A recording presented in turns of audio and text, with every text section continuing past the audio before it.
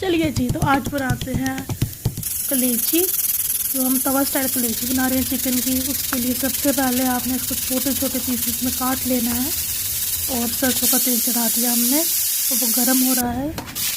गर्म हो जाए तो उसमें प्याज डालेंगे और अच्छे से इसको प्याज को आपने भून लेना है। और जैसे प्याज भुना तो अदरक लहसुन का पेस्ट डाल दें इसमें, और फिर मिर्च, हल्दी, नमक, और हमने डाला ये चिकन मसाला जो हमने घर पे ही बनाया था।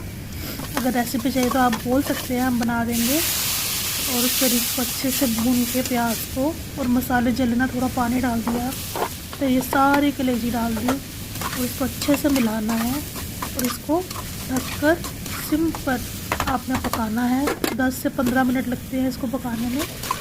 तो जब ये इसको बीच बीच में आप देखें ये गला है कि नहीं, तो जब गल जाएगा उसके बाद आपने टमाटर डाल देना है।